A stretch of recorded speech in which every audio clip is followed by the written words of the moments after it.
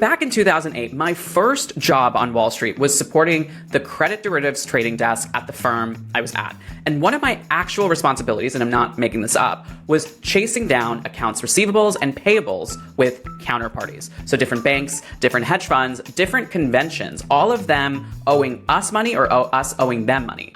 And the way I did it was through Excel, phone calls, and eyeballs. That was my toolkit back in 2008. Now, fast forward to today, I actually spent this morning building a 13-week cash flow forecast for a mid-market SaaS company that is about to walk into a refinancing conversation with their lender. So similar underlying problem I was working on 20 years ago, chasing down who owes what, modeling it forward, but a different toolkit entirely. So in the next 20 minutes, I'm going to show you exactly how I did that using Claude Cowork. We're going to do this at a level of rigor that would actually hold up in a lender meeting. So if you're a CFO, if you're a controller, an FP&A operator, this one is for you. Let's get into it. All right, so here is our game plan. Step one. We're going to review the input files. So I've generated a bunch of raw exports that a SaaS CFO would actually have. CSVs from a billing system, Excels from a GL, debt schedules, credit agreements, things like that.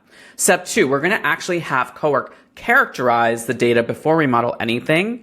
Step three, and this is an important step, we're going to actually make Cowork propose its methodology before we build anything. We're going to push back on it, and then ultimately we're going to refine that methodology. And then step four, we're going to actually build this forecast model. The idea here is that we'll be building a proper Excel workbook with a multi-tab structure, live formulas, the kind of model a credit committee can actually open and audit. Because ultimately, that's what a lender would want to see. All right, let's get started. Now, if you don't know me, my name is Sunny, and I'm a serial founder now on my fourth startup. I'm a former senior engineer at Bloomberg and Shopify, and currently an adjunct professor at Columbia Business School, where I teach tech and AI. Listen, I have been building software for over 15 years, way before AI was in the picture. And I have made all the mistakes so you don't have to. And my goal for today's video, and really all my videos, is to help you make sense of this AI landscape that we find ourselves in. Let's get started with our first step. So before we get into it, I want to talk about this fictitious company that we're kind of building this entire video around. So it's called Beacon Field Services Software. It's a vertical B2B SaaS company. They sell software to field services contractors, HVAC, plumbing, electrical. They have about 60 million in ARR, around 7,000 customers, mostly SMBs. Their revenue is a mix of upfront billing and monthly subscription, and they've also got some implementation services revenue at the top. Here's the situation.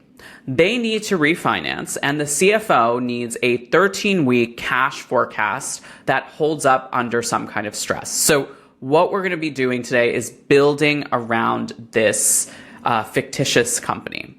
But before we actually open Cowork, I want to make another point here. In a real implementation, Cowork can actually connect directly to your systems. Things like NetSuite, QuickBooks Online, Stripe, Snowflake, things like that. There are actual connectors, MCP servers, for most of that stack. But here's the deal. In my experience working with finance teams, 80% of the time, those connectors are usually not set up, and most of the time, most finance teams are working with exports.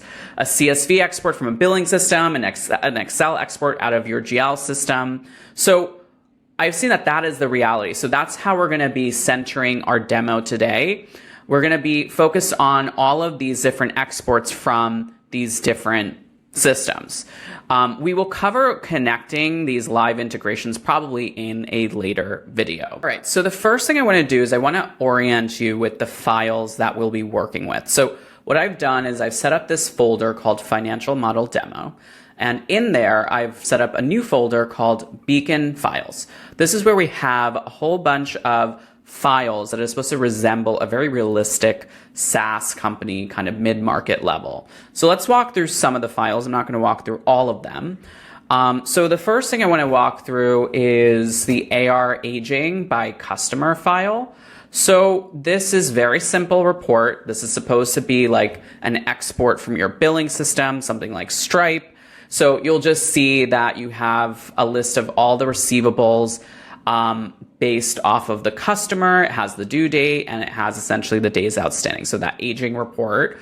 Another file that's very useful and very important is our snapshot of our annual recurring revenue.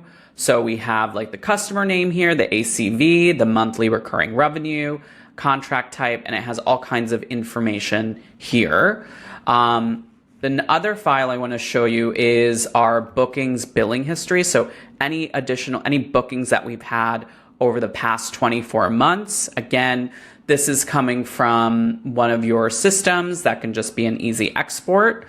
The next thing I want to show you is this credit agreement. So this is basically just a summary PDF of the credit agreement that we have. The full credit agreement is probably going to be more like 200 pages, but this is a working summary of all the key pieces of information from that credit agreement that we'll need to do our cash flow analysis. And then this is also very important. This is essentially our debt schedule, which has a list of all of our debt as well as the schedule around interest payments, which obviously will also impact cash flow.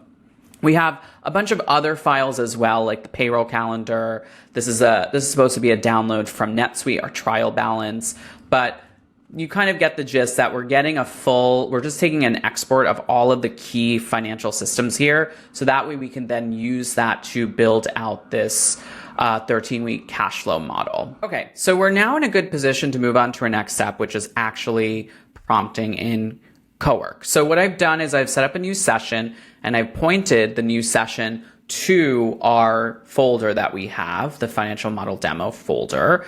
Now, instead of just jumping to building the model, we definitely don't want to do that because we want to make sure it's a lot of information and there's still a lot of context that likely Cowork will not have that you as the financial professional will have. So the first thing is I want Cowork to orient itself with the files that we currently have in this folder, and I want to personally audit its understanding to ensure that it got everything right. So the first prompt I'm going to do is this. Read every file in this folder. Don't model anything yet. Give me a one-page characterization of what you find. Total AR balance, top customer concentration, very key pieces of information, and anything unusual you notice that I should pay attention to before we start modeling. So again, we want it to understand the files in this folder. We want it to pull out key pieces of information and highlight anything unusual. Really what we're doing at this stage is checking its understanding to make sure that it's consistent with our understanding of the broad financial picture for this company. All right, let me go ahead and send that and see what it comes back with. Let's read what it has come back with. All right, so what's in each file? Full GL trial balance. That's exactly what we would expect. Our debt schedule covenant compliance. This is basically the term loan B amortization, which is exactly what this file is. Just skimming through the rest, it looks like it has a good understanding of what each of these files represents. Again, I would say Cowork is pretty good at being able to determine kind of what a file is, but it's very important to kind of expose its understanding up front. So that way, if it does get something wrong, it'll just basically capitalize on top of each other and get worse and worse. And you won't notice until something is glaringly wrong downstream in the pipeline. So we just want to make sure it's a bit of a sanity check, a reality check here. All right, so key metrics. We have total AR balance, so that's 6.2 million. Yeah, so 6.2 million. That seems generally in line with a SaaS company that's mid-market like this. Continuing to read on. So we have our biggest payable item, AWS. That seems like makes sense for a company in this profile. Okay, so this is interesting. It's saying out of that 6.2 million in receivables, it looks like about 1.1 million of those invoices are 90 days past due. So I would say that is a major anomaly in this case. So again, if you are the finance professional behind a company like this, that's something that you probably would have some awareness of. So if you're seeing some kind of anomaly like this, you'll probably want to probe Cowork a bit more and just explain, can you explain like your calculation in terms of how you've gotten that? Maybe you pull all of those specific invoices and just take a look. Maybe they're concentrated in one customer or not. But this is the purpose of this initial first pass, just to surface some of the major summarization statistics around what you're trying to do, and also surface any anomalies just to make sure it's consistent with your own understanding. But beyond that, this all looks like a good summary for everything. So I think we're ready to move on to our next step. So now that we've done that basic sanity check around the data, making sure that Cowork has a good, consistent understanding with our understanding of all of these files, the next thing I want to do is I want to move forward in building this model. But again, I'm not going to have it build the model immediately. I'm going to do one more step before that. And what that's going to be is this. Before building anything, walk me through your proposed methodology for a 13-week cash forecast. Specifically address how you will estimate cash collections from existing AR, how you'll project new billings from the renewal pipeline, how you'll handle the bookings to billings to cash waterfall. So basically, before we get into the actual build, we just want to capture the methodology. For anyone who does financial modeling, obviously, it's really the methodology that you are presenting. So let's see what Cowork comes back with on the other side. All right, so let's see what this came back with. Okay, great. So talking about obviously our cash collections from our receivables, which is 6.2 million, goes through how we'll approach the pipeline. Goes through how we're going to model this implementation services revenue. And it's also highlighting all the assumptions. So I'm not going to dive into every single assumption and every single stated methodology approach, just for the purpose of this video. Let's just pick one that kind of stands out. So for me, when I look at something like this, the thing that really sticks out the most, and I think the thing that a credit committee would particularly look at, is just the fact that out of 6.2 million in receivables, 1.1 is 90 days past due. That's probably a concern. So let's see how it's handling that. So we see here that Cowork is deciding to apply a haircut, as it should. It's basically modeling, it would model a 70% recovery. And I'm not sure if that's maybe too generous. I think we probably want to go just a little bit more conservative, because I think that a credit committee would be the first thing that they'd look at. So the way I'd probably look at this and approach this is I'd probably want Cowork to do some historical analysis. So let's say this. I want to push back on the 70% recovery rate that you have on aged AR. Let's go back to the 24-month invoice history and find every invoice that aged past 90 days at some point. For those, compute what percentage actually eventually got paid versus what got written off, and how long it took. And then we'll use that empirical number.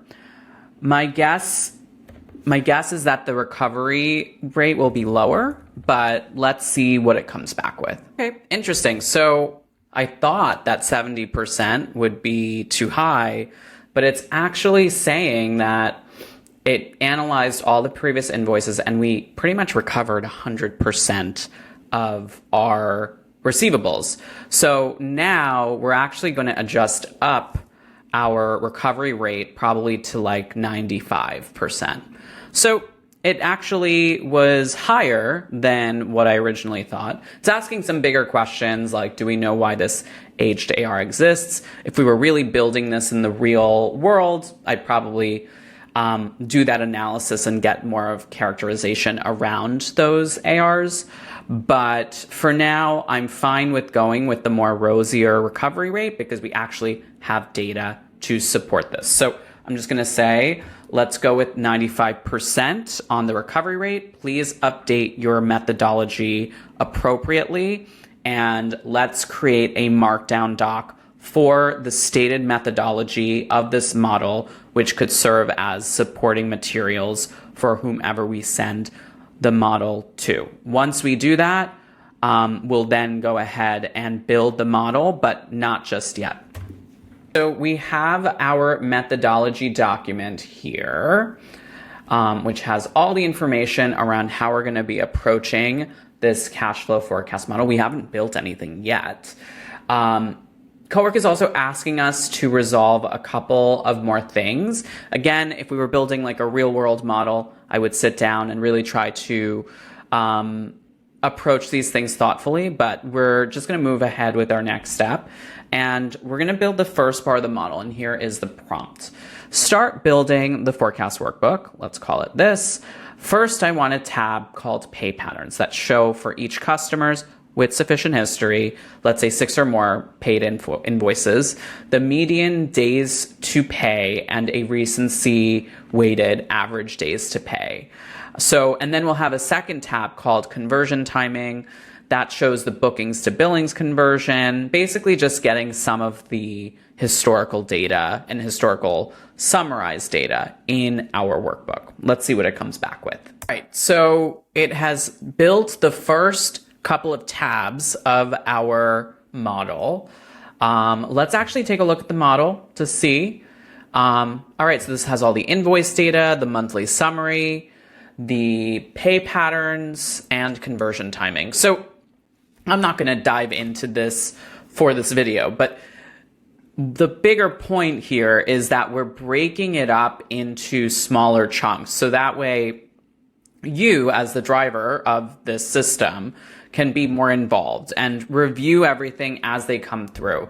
Especially as we're building this model, we definitely want to make sure that whatever historical data that comes through is accurate and has been brought in correctly. So this will be a good time to probably do larger sanity checks just to confirm like the broad numbers around receivables and pay patterns. So you want to just do a deeper check. All right, so moving on to our last and final step. What we're going to do is we're going to paste this prompt here. So now we're actually going to create the actual forecast. But first, let me actually close out of the Excel file. Sometimes when you're in the Excel file and Cowork is trying to update the Excel file, it can create some issues. So this is how I'm approaching this model. I want like an assumptions tab, an AR collections tab. Obviously, you can kind of structure it however you see fit.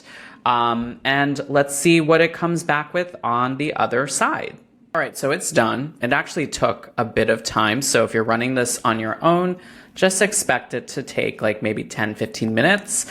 Let's take a look at what it came back with. All right, so looks like we have a bunch of new tabs here. We have this model right here, which does like a weekly bridge. This is probably the most important tab in this whole entire workbook. We have formulas, so it's actually developing the formulas as it goes. This is probably also the second most important tab, which is all of our assumptions that will change our model projections, and then all of that historical data that we have here. So we've successfully generated our model, and again, we didn't just generate it with one single prompt. We really were methodical in how we built this, so that way we kind of retained ownership over the nuances of this model. All right, so we are at the end of the video. I just want to recap everything we just did. So we took a folder of a bunch of messy exports. We had Cowork characterize the data and surface what mattered. We had Cowork propose a methodology and we refined that methodology. Then we had Cowork build some summarization tabs before we actually got to the model. And then finally, we built our Excel model, complete with formulas and assumptions and all the numbers kind of tying back to our raw data. So the deliverable is the Excel file. Again, it has formulas. Every number traces back to either a label data or assumption or empirical patterns from the past. And now this is a real artifact that a CFO could walk into a lender meeting with. Again, like something like this would have taken over a week, and we were able to get it pretty far in less than 30 minutes. But here is what I want you to take away. The thing that made this work wasn't the speed, it was the methodology step, the pushback, the refusal to let Cowork just start building. That is the most important part of this. The speed is easy. AI gives you speed for free. It's the judgment that we were able to kind of protect, that judgment layer that we were able to really protect from Cowork kind of taking over. So here's your homework. I want you to take your own most recent finance artifact, whether it's your last forecast, your last variance analysis, your last board package, whatever it is, and I want you to rebuild a piece of it following this kind of process where you first start with methodology and then you build the actual workflow, or rather the projection model itself. If you do this, drop it in the comments below. Let me know what you're building. I'm genuinely curious to see how far you take it. Now, if you stuck around till the end of this video, I appreciate you. I will see you on the next one.